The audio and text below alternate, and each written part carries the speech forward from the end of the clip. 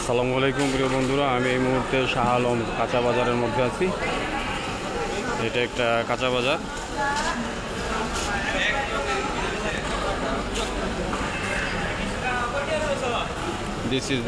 এটা হলো ম্যাঙ্গো আম। প্রিয় বন্ধুরা, সবচেয়ে আশ্চর্যজনক ব্যাপার হলো যে মালয়েশিয়াতে আমাদের দেশের মতো ছয় ঋতুর দেশ না, এটা এক ঋতুর দেশ।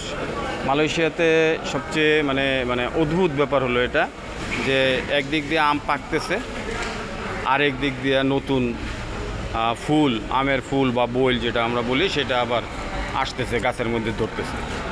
তো সারা বছরই এখানে একবার আম হচ্ছে, আম শেষ, আবার নতুন করে ফুল আসতেছে, আবার আম হইতেছে।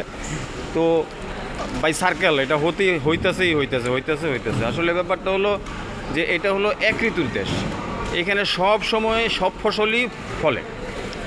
একটা সময় দেখা গেছে যে কি মালয়েশিয়াতে আপনার কাঁচামাল, কাঁচা সবজি যেটাকে বলি আমরা, এই যে এখানে বিভিন্ন ধরনের সবজি আছে। তো এই যে সবজিগুলি দেখতে পাচ্ছেন, এই সবজিগুলি এক সময় সব কিন্তু এই দেশে হইতো না। বেশিরভাগ সবজি তারা বাইরে থেকে আমদানি করতো এবং বাংলাদেশ থেকেও প্রচুর আমদানি হইতো। এটা মাছের বাজার, মাছের দোকান। এটা হলো সবজির দোকান, বিভিন্ন ধরনের সবজি এখানে পাওয়া যায়। এই শাহ আলমের এই কাঁচা বাজারে সবচেয়ে যে আশ্চর্যজনক ব্যাপার হলো এখানে এই যে বিভিন্ন দোকানও আছে আশেপাশে। কাঁচা বাজারের আশেপাশে যে দোকানগুলি আছে তার বেশিরভাগই কিন্তু আমাদের বাংলাদেশের মানুষের। তো এখানে আবার ব্যবসা করতে গেলে একটা সিস্টেম আছে। সিস্টেমটা হলো এরকম যে এই মালয়েশিয়ান একজন পার্টনার থাকতে হয়। মালয়েশিয়ার পার্টনারের আপনার 51% শেয়ার থাকে মালয়েশিয়ান পার্টনারে, এবং বিদেশি যারা এখানে ব্যবসা করে তাদের হলো 49% শেয়ার। তো বন্ধুরা আমার, এই মালয়েশিয়াতে এখন আগের মতন আর সবজি বাংলাদেশ থেকে আসে না, কারণ এখন তারা নিজের এই সবজি প্রোডাকশন করে। এই যে উনি একজন বাংলাদেশি ভাই, হ্যাঁ, উনিও ব্যবসা করতেছে এখানে।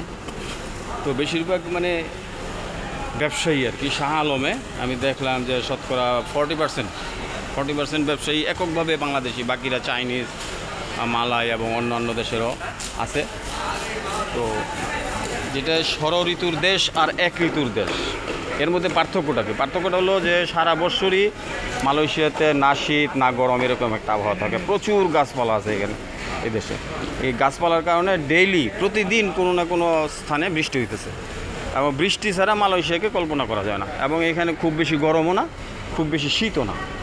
তো এখানে আমাদের দেশে যখন না শীত না গরম এরকম একটা আবহাওয়া আছে, শীতের শেষ দিকে গরমের শুরুতে ঠিক ওই রকম একটা আবহাওয়া, এবং সবসময় বৃষ্টি হইতেছে।